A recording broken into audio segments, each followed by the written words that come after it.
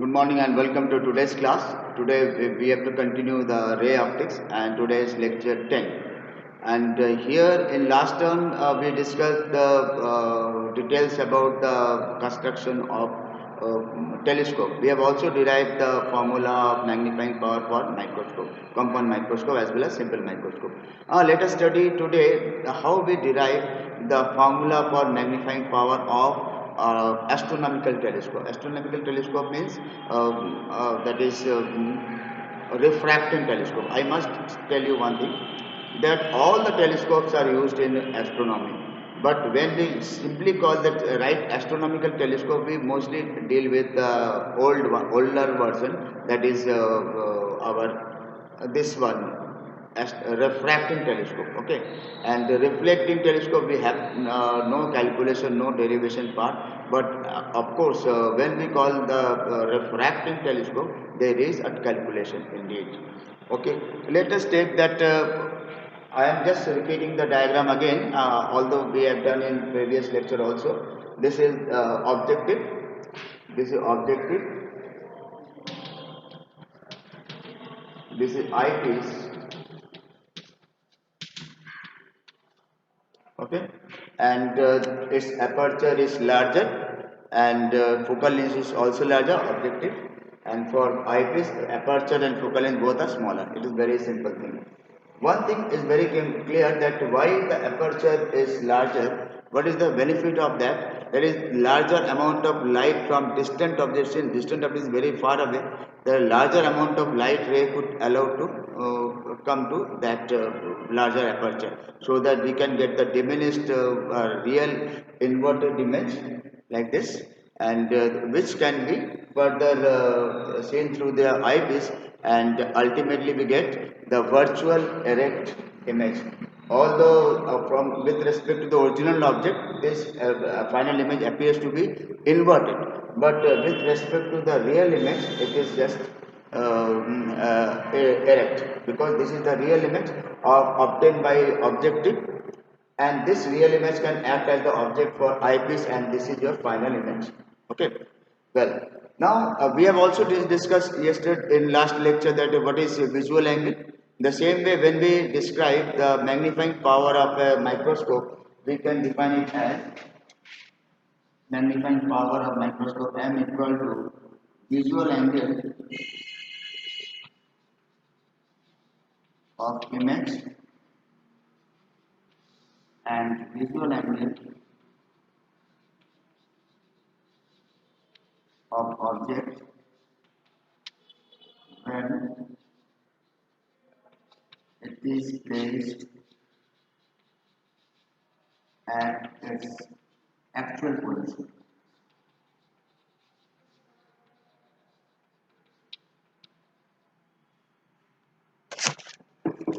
This is what we have, the from derivation, that is the definition of magnifying power. I am discussing today magnifying power. Okay, it is magnifying power. It is defined as the ratio between visual angle of image upon visual angle of object when it is placed at the actual position, at its actual position. The actual position जहाँ पर भी distant infinitive जहाँ पर भी होगा वही position होकर इसको करना है. कोई least distance of distinct vision नहीं है. Why? Because this is our telescope. Telescope could not be placed at the near point. The object cannot be placed at near point. Okay. Now from the diagram you can see this is your angle beta, that is visual angle subtended by the image, final image at the eye. Here eye is placed.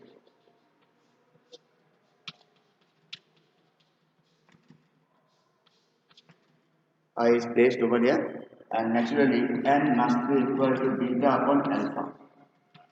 Approximately tan beta upon tan alpha. Okay, and now from this diagram you can see this is n beta, tan beta equal to how much? A dash b dash upon ue. This distance is ue. A dash b dash upon ue, and tan alpha when we call this one, it is a dash b dash upon f4. A dash b dash upon f4. Ultimately we have f4 upon ue. Since ue is taken this side, that this is negative, and overall magnifying power is also negative. This is your equation number 1. This is your equation number 1. After getting this, to have the further calculations, we may rub the board. We have already taken the diagram, and if you want to see it again, then you can just make it, see it again and again. See the video. Now, condition 1.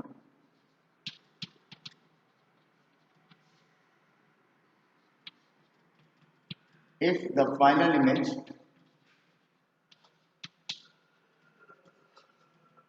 is obtained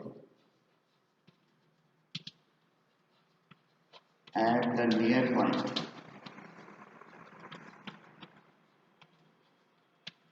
then for the eyepiece,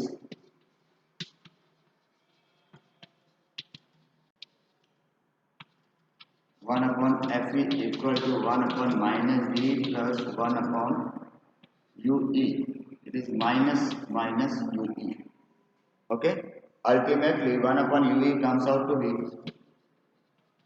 1 upon Fe plus 1 upon D.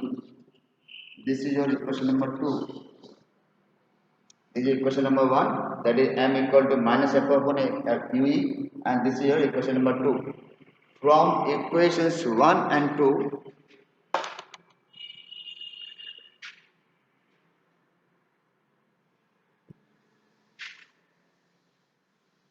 lack of space, therefore we have to anyhow adjust from equations 1 and 2. What we have, m equals to Fo and 1 upon Fe plus 1 upon D. The rest of the thing I am just removing.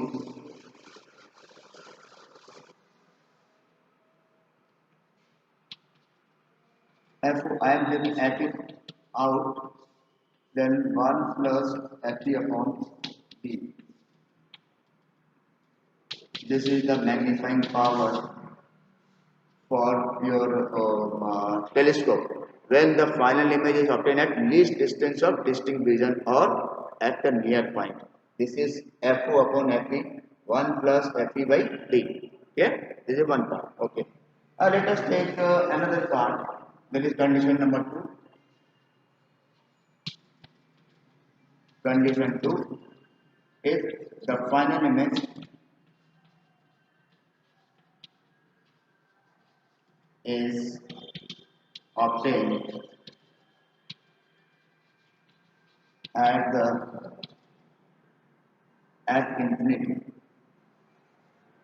at infinity,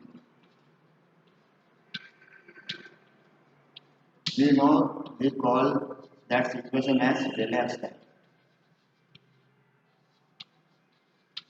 जब भी infinity में object image बनता है तो उस position को हम लोग रिलैक्स टाइम कहते हैं. तो there we have magnifying power F upon UE, तो जनरल होता ही है. तो we have to take the condition. Then for eyepiece,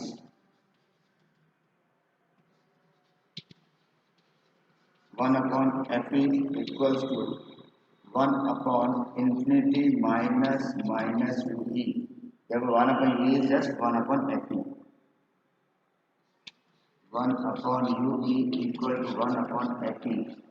This is your another equation, and therefore magnifying power equal to Fo upon Ue equal to Fo upon Fe. This is what we have, the magnifying power of telescope when the final image is at infinity. Okay. In that way we have determined, we have seen that how we calculate the magnifying power in two different conditions. If we write them separately, I must tell you that number one, magnifying power equal to total magnification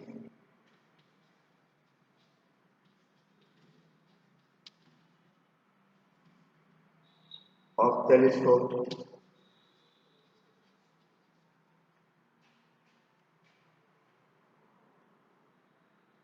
Number one, number A, m equal to FO upon FE, 1 plus FE by D, when final image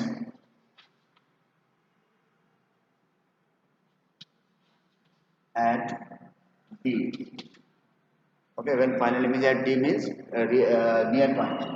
Number B, m equal to minus FO upon FE only, when final image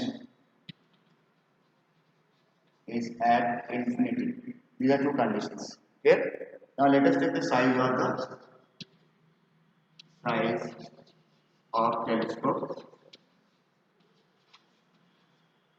First case, this one, L equal to FO plus UE, and second case, L equal to FO plus FE.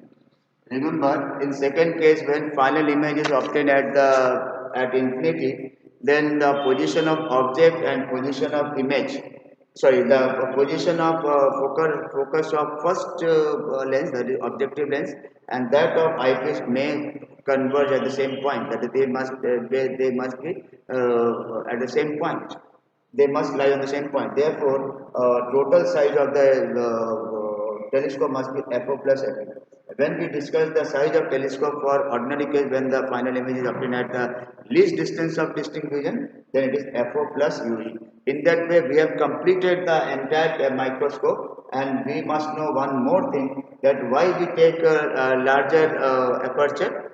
Why we take larger aperture of objective? The reason is very simple: to allow large amount of light to fall on the objective lens, and number two, to increase the resolving power. Okay, remember why we use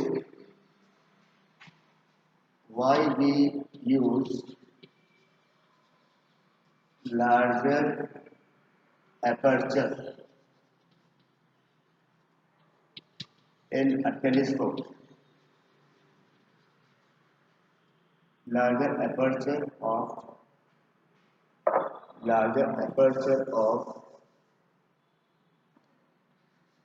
objective in a telescope.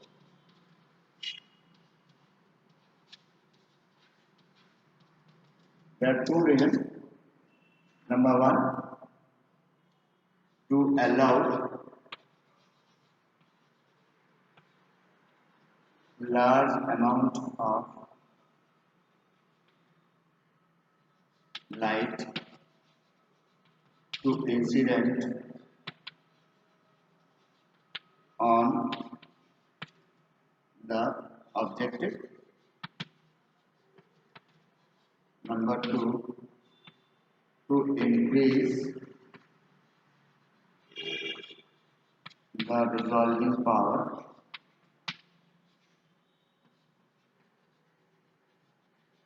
of telescope. What is resolving power of telescope?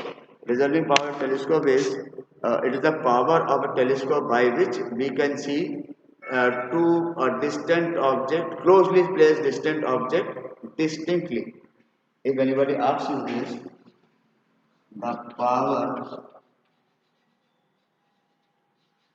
by which two close objects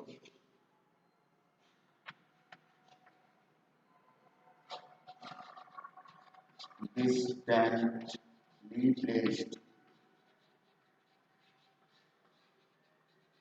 can be seen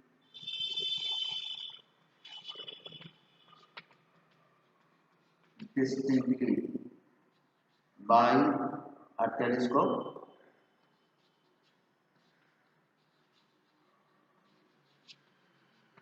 is called resolving power.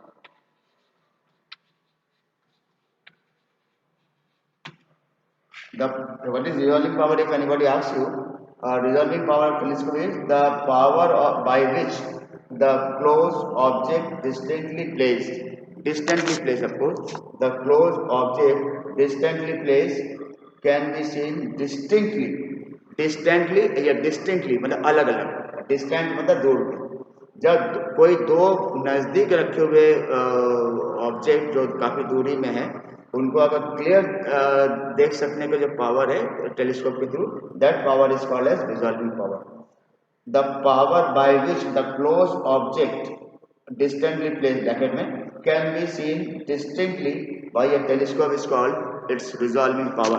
This is what we have the genuine concept of resolving power and all about the telescope. Okay. Next we discuss reflecting telescope.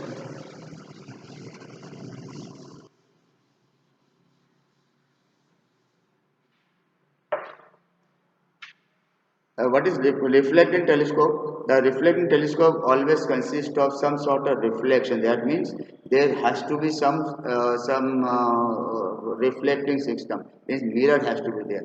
Maybe spherical mirror. We have not to discuss Newtonian reflecting telescope, but we have to take only the Kreutzmann telescope. Let us see how we take. Now you can see this is the diagram of reflecting telescope. As usual, telescope or microscope or anything else, the eyepiece is almost the combination of lenses, a single lens, convex lens, that is usual. But the objective may vary. In refracting telescope, we have had the objective lens as as a lens, but here objective is taken as a parabolic mirror. This is concave mirror. Here, this is the objective mirror, and this is the secondary lens. Secondary mirror, of course, we have to discuss how it works. This is just like a hollow pipe type something.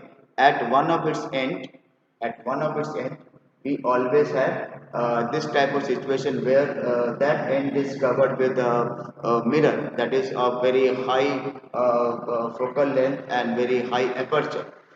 Okay, it may be as large as 10-meter aperture. It is very large. In such telescope is there placed there in USA, where the aperture of the objective is 10 meter.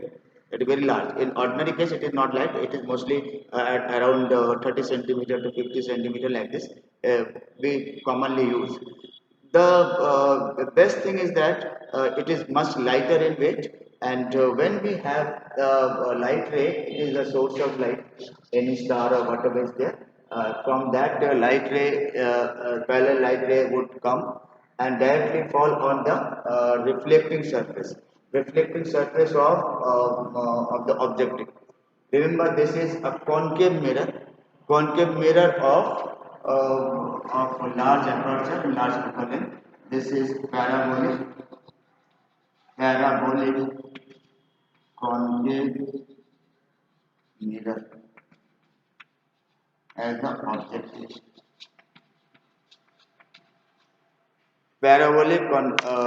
Concave mirror as the objective. Clear?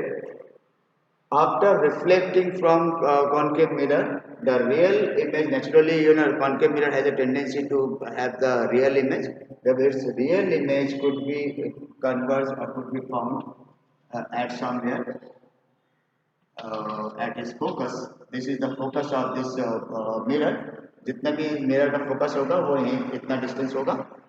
So it could lie on the focus of the objective. And in the path of the converging ray, if we put another mirror, and that is of opposite nature, this is mirror M1, this is mirror M2, we call it as secondary mirror. This is a convex mirror. convex mirror. It has a tendency to divert it. जो यहाँ पर आ रहा है तो उसको ये further reflect करेंगे and that reflected ray could move to the eyepiece. Eyepiece is ordinary eyepiece like Ramsden eyepiece or any eyepiece, just like a combination of lenses, convex lens, single lens जो भी होगा. This is eyepiece. इसमें जाता है and we can see the distant object clearly through this eyepiece. Our eye is always placed at this point. And this is how the construction takes place. I am again repeating how we describe the construction. We can say that a reflecting telescope consists of a long hollow cylinder with one end open through which light would allow to come, and other end is closed with a parabolic spherical mirror or parabolic mirror, convex concave mirror, and that acts as the objective that has large aperture and large focal length. And after getting reflected, the reflected ray will fall on a secondary mirror, that is a convex mirror, and from where it is further reflected. This is first reflection, this is second reflection, and then first reflection, this is second reflection. This is again this is the first reflection, and this is second reflection, and the second reflected ray will directly meet at the eyepiece, from where we can see the clear and distinct image of the distant object properly through the eye. Okay, that is the eyepiece. One. This is known as Cassegrain telescope. This is known as Cassegrain telescope, or we call Cassegrain telescope. It comes from its name of the scientist Cassegrain's telescope. It is nowadays widely used telescope, and it has many advantages. What advantages over refracting telescope that we have to discuss. I am again repeating a telescope with a mirror as a parabolic mirror, concave mirror as objective is called reflective telescope. Number one, it has a secondary mirror just to get the image on eyepiece. It has a tendency to divert the image. Okay, and finally we get final image here. Okay, and secondly, the name of the telescope is called the Cassegrain telescope, and advantages over advantages of a reflecting telescope over a refracting telescope.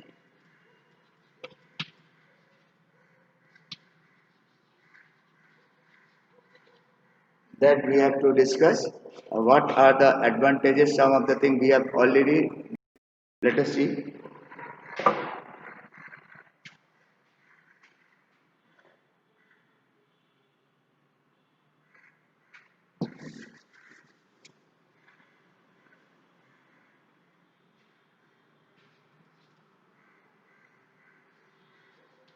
Much lighter in weight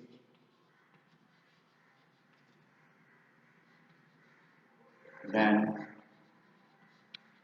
a refracting telescope.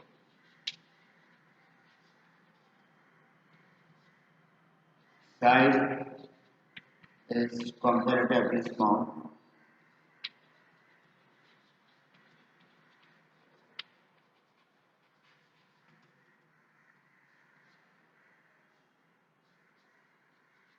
There is no chromatic aberration.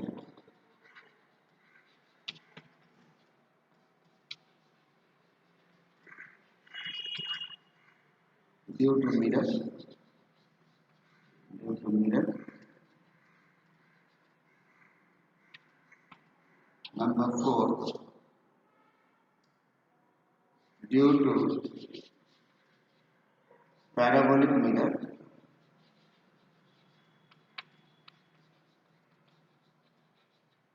into parabolic mirror,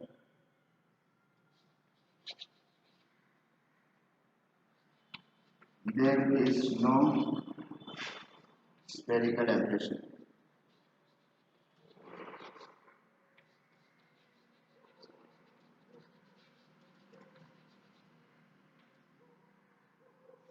These are the main points of advantages of reflecting telescope over refracting telescope. There may be other points also, but they are such points which are very important.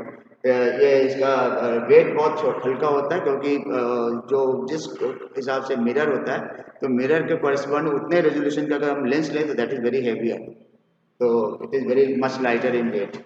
And size of is comparatively small. We don't need that the size of the telescope must be very large because we need to have only the basic thing of that is the focal length of concave mirror or the objective mirror. That is the main important thing, not the size. Number two. And number three is that there is no chromatic aberration. Lens में chromatic aberration होता है लेकिन इसमें chromatic aberration नहीं है क्योंकि यहाँ पे आप लेंस ही नहीं यूज कर रहे हैं, आप मिरर यूज कर रहे हैं. और स्पेरिकल मिरर ना यूज करके आपने पैराबोलिक मिरर यूज किया, there is no spherical aberration at the same time and there is no calculation over here, but you have to know the magnifying power formula for this reflecting telescope only. That formula is m equal to minus FO upon FE. FO is the focal length of objective parabolic concave mirror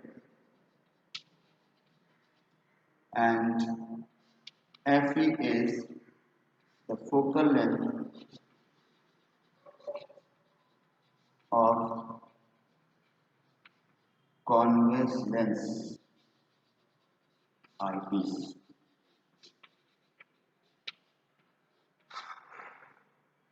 So this is what we have the details of the magnifying power.